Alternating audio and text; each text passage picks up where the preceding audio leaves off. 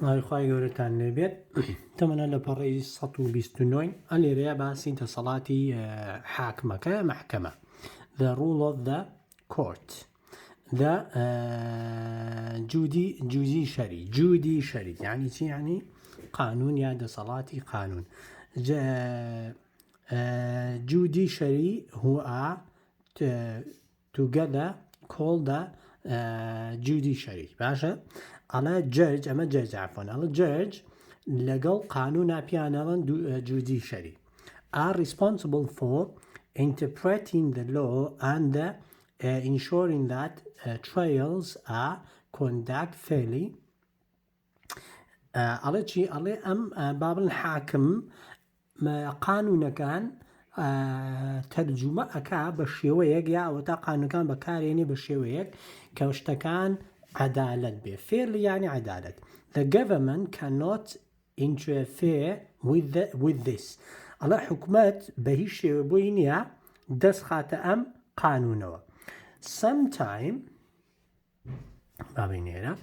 sometimes the actions of the government are claimed to be illegal ئەڵێ زۆر جار ئەو کردەوەی کە حکومەت ئەیکا ناقانونیە چێ وای لێکە ئەمان پێڕن if the judge agree ئەگەر حاکمەکە ڕازی بێ then the government must either change its policies or ask parliament to change the law ئەڵێ ئەگەر کاتێ حاکم ناڕازی بێ بۆ قانونەی دەرێکەن حکومەت یا ئەبێ قانونەکە بگۆڕێ یا ئەوە تا بچێتە پەرلەمان قانونێکی تازەی بۆ دانا if a judge find that a public body is not respecting someone's illegal right ئەڵێ ئەگەر حاکم دۆزیەوەکە بابڵێن بەشێ لە حکومەت ڕێزدا حقوقی کەسیە ناگرێ یاوەتە غەد لە کەسێکە they can order that body to change its practice and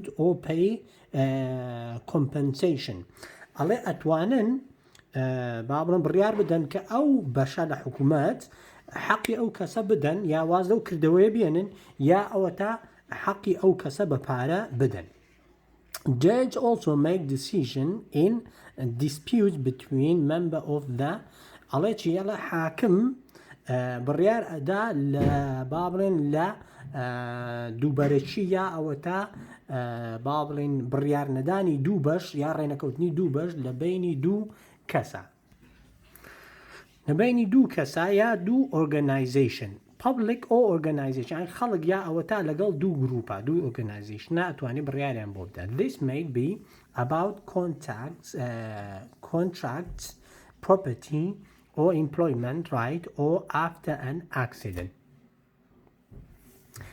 ئەڵێ ئەمە احتیمالە لەبینی دوو کەسا بێ کۆنتراکتی بکەن لە خانووە یا لە ئیشە کە حەقیان هەبێ یا ئەوە تا کە حادیسەیە ڕوو ئەدا تەمەن ئەمە شتێکە ومانەزانین criminal court باشە محکەمەی جەریمات تەمەن محکەمەی جەریمات جیاوازە there are some difference between the court system in England and Wales ئەڵێ تۆزێ سیستەمی محکەمەکان جیاوازن لە بەریتانیا لە ئینگلاندا یا لەگەڵ وێڵسە سکۆتلند and Northern Ireland ئەڵێ لە سکۆتلند و Northern Ireland والحاصل یعنی هەمووی وەکو یەک نییە بزەبت تۆزێ جیاوازترن لە یەک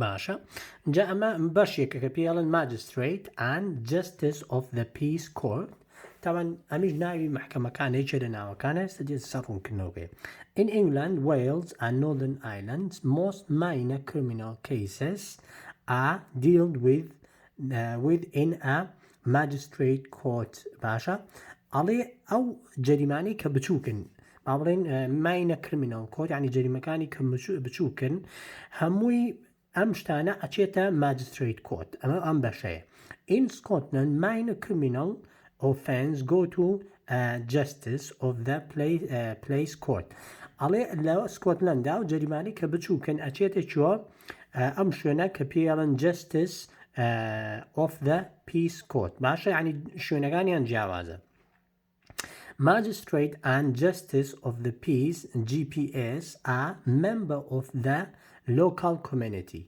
ئەڵێ ئەم دوو بە ناوە کە پێڵەن ماجستریت یا ئەوتا جستس کورکراوە GPS ئەڵێ ئەندامن لە چیە لە لۆکال کۆمنێتەکانە in England, Wales and Scotland they usually work unpaid and do not need legal qualification ئەڵێ عادەتەن ئەمانە ئیش ئەکەن و پارە وەرناگرن یعنی بە بەلاش ئیش بۆ خەڵکەکەن لە ئینگلاند و وێلز و سکۆتلەندا و پێویستی بە شەهادە نییە. They receive training to do this job and are supported by local advisor. ئەڵێمە بەڵام تەنها ترینینیان پێکەن و پشتیوانی ئەکرێن بە ئەم بەشە قانونی کە پێڵن legal advisor. یعنی ئەم کەسانە ناچنە جامیعە شەهادەی گەورەیان هەبێ. تەنها هی نەکرێن ترینین ئەکرێن و فێرەکرێن و پشتیوانیان ئەکرێن بەم گروپە و پارەش وەرناگرن. Magistrates decide the verdict in each case that comes before them and if the person is found guilty. ئەڵێ ماجستریت کۆتە بڕیارەدا لەسەرەوەی کەسێک کە تاوانبار بێ کاتێک شتێکی کردبێ و هەموو شتەکان دێتە بەردەست ئەمانەوە. They sentence that they are given. ئەڵێ بڕیار ئەدەن sentence یعنی بڕیاری حکومەکەی بەسەر ئەدەن کاتێ ئەیدەن پێیان. In Northern Ireland, ئەڵێ لە Northern Ireland, cases are heard by district judge or debate district judge who is legal qualified and paid. ئەڵێ بەڵام لە Northern Ireland کێسەکان یعنی کێشەکان گوێی لێبێ بەم کەسەکە پێڵن دیستریکت جەرج و لە هەمان کاتە مناقەشەی لەسەرکرێ و دیستریکت جەرج پارەی ئەدرێتێ و شەهادەی قانونی هەیە.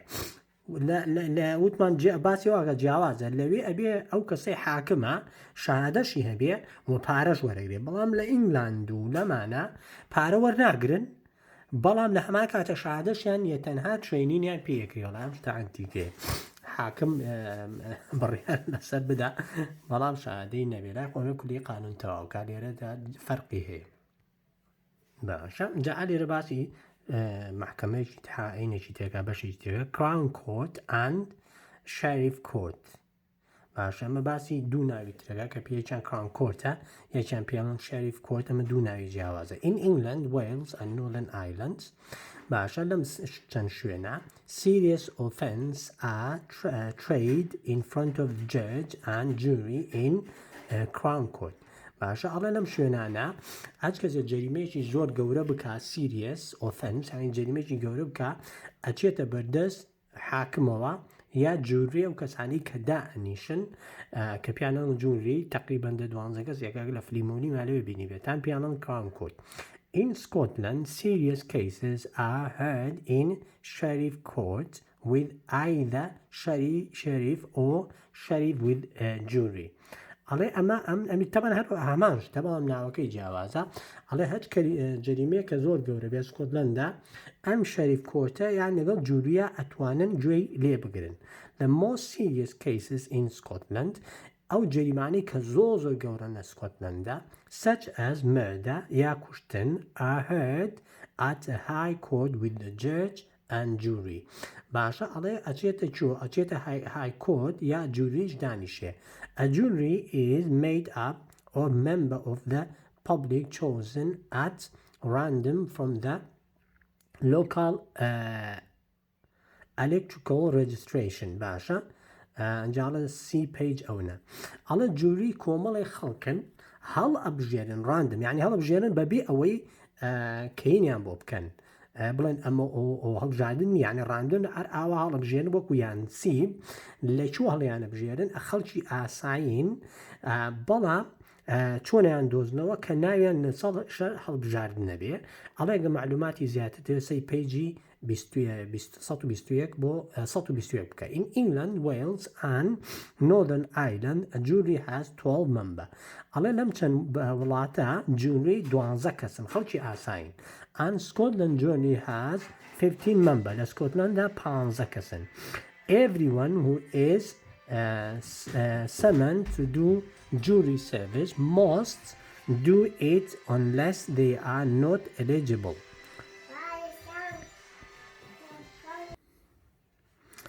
باشە ئەڵێ لەم چەند بەشەی لە سکۆتلەندا وەک باسمان کرد چەند کەسن 15 کەسن و ئەم کەسانە ئەتوانن بەشداریکەن مەگەر ناقانونی بێت یا ئەوە تا قانونیان قوبوڵ نەکرێت. For example, because they have a criminal conviction. ئەڵە بۆ نمونەم کەسانە خۆیان جوورەکان جەریمەیان کردبێ پێشتر. Or they provide good reason to be excused such as ill health. ئەڵێ مەگەر با بڵین هینە بێنەوە یعنی عوزرێک بێنەوە عوزرەکە عوزرێکی قوبوڵ کراوە بێ بۆ لەوانە کە نەخۆش بن. تەوانە شتە لای خۆمان نازن نییە وابزانم بۆ نمونە محکەمە کە حکومەداتە سەر کەسێکە وەک باسمان کرد لە بەریتانیا 12 لە سکۆتلەندا 15 خەڵکی ئاساین لەگەڵ حاکمەکەیان دائەنیشن جووە لە جەریمەکە ئەگرن ئەم کەسە تاوانبارە یان نا. ئەنجا دوای ئەوە ئەمانە دانیشن بڕیار ئەدەن لەسەرەوەی ئەم کەسە تاوانبارە یان نا. خەڵکی ئاساین یعنی بڕیار بدەن کەسەکە تاوانبارە تەواو تاوانبارە. تەواو شتە لای خۆمان نییە لای خۆمەزم بەس حاکم بڕیارەدە. The jury has to listen to the advice presented at the trial and then decide a verdict of guilty or not guilty based on what they have heard. ئەڵێ ئەم جەماعەتەکە پیانەڵن جووری بڕیار ئەدەن لەسەر ئەو دەلیلانەی کە پیشانیان ئەدرێ لە محکەمە لەسەرەوەی کەسەکە تاوانبارەیە تاوانبار نییە و ئەبێ گوێیان لێ بگیرێ لەم هەڵوەستەی خۆیان کە هەیەە. In Scotland لە سکۆتلەندا a third verdict of not prevents is also possible if the jury find defendant guilty the judge decide on the penalty. باش ئەڵێ لە سکۆتلەندا ئەڵێ بێ سێ بەشی ئەو با بڵێن جووریە نێرن یا بڕیار نەدەن لەسەر ئەوەی کە ئەم شتە ئەم کەسە تاوانبارە یان نا. If the jury find definite guilty باشە جاڵە the judge decide on the penalty و حاکمیش بڕیارەدا لەسەر ئەم بڕیارەی ئەوان کە ئەو کەسە تاوانبارە یان ناوە مشتێکی قانونی وەڕاستی زۆر ئاڵۆزە. ماشەم ڕسمەی دامە بینای محکەمەیە. Appeal Old Burnley is probably the most famous criminal court in the world. ئەڵێ ئەم بینایی کە بینن ئەڵەمە یەکێکە لە هەرە بەناوبانگە محکەمە بەناوبانگەکانی دنیا کە پێڵن criminal court. ماشەنجا لێرە باسی youth courtەکە ینی محکەمەی گەنجەکان. In England, Wales and Northern Ireland, if a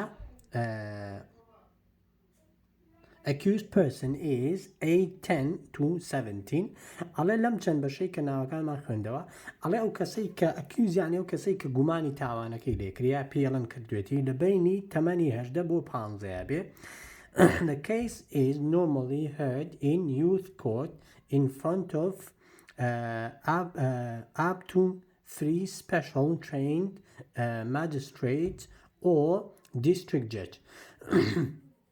باشە ئەڵێ ئەگەر ئەمە تەمەنەکەی ئەو نەبێ ئەم باڵن حکومەکەی لە بەردەست یا سێ کەس گوێی لێگرن سێ کەسی تایبەت سپێشەڵ ترین ینی بە تایبەتی فێر کراون کەن پێڵێن ماجستریت ئۆ دیستریکت کۆرت گوێ لەم کەیساگرن.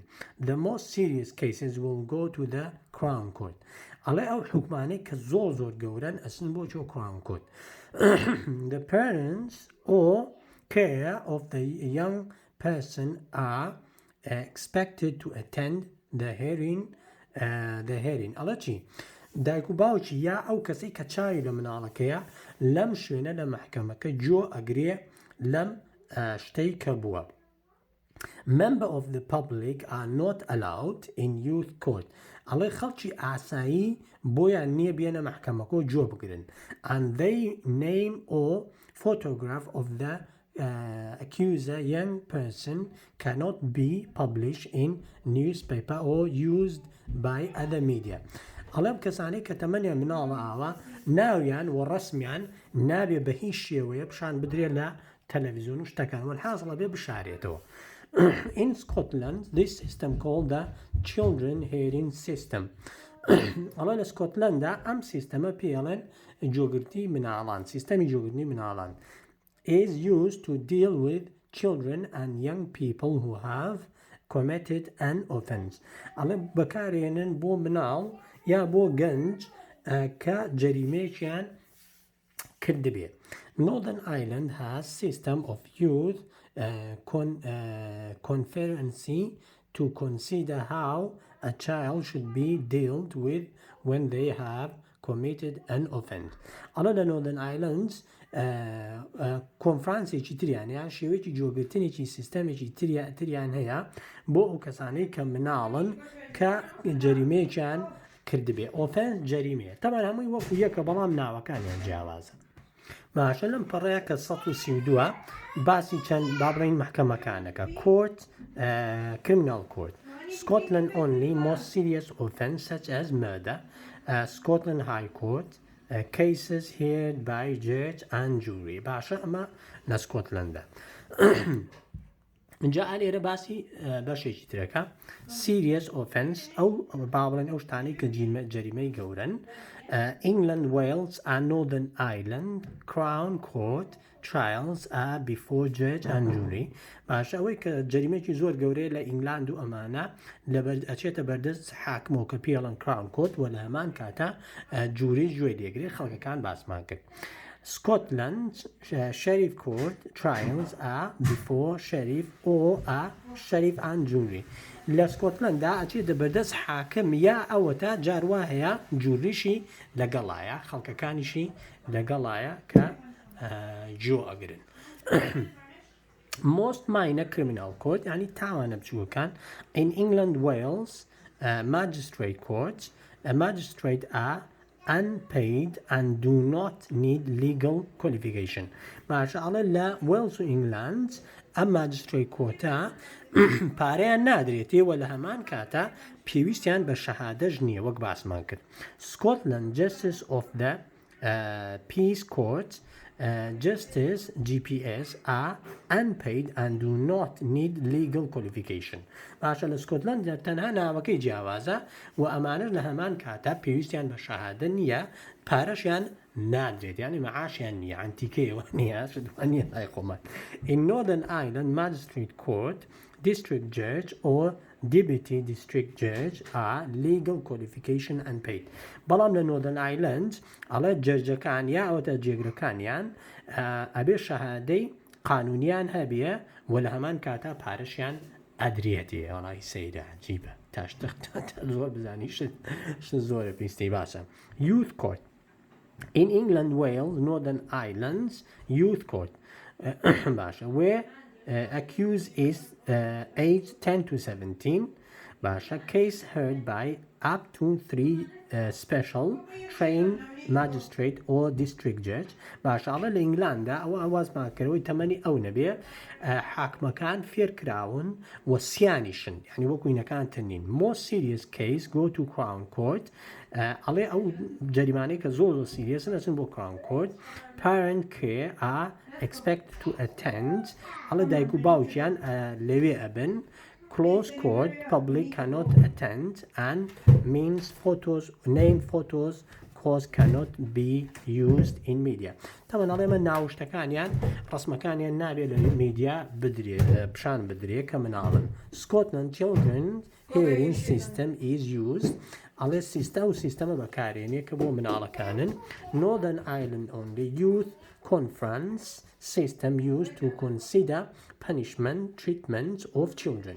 ئەڵێ لە Northern Ireland ئەم بەشەیەکە پێڵەن youth conference بەکارهێنێمە سیستەمێکە بەکارهێنن بۆ ئەوەی بزانن ئایا ئەو کەسە ئەو مناڵە با بڵین عقوبەی بدرێ یا ئەوە تا مەعاملەیەکی جیاوازی لەگەڵا بکرێ و لێرەشە ئەوەستین ئینشاءالله.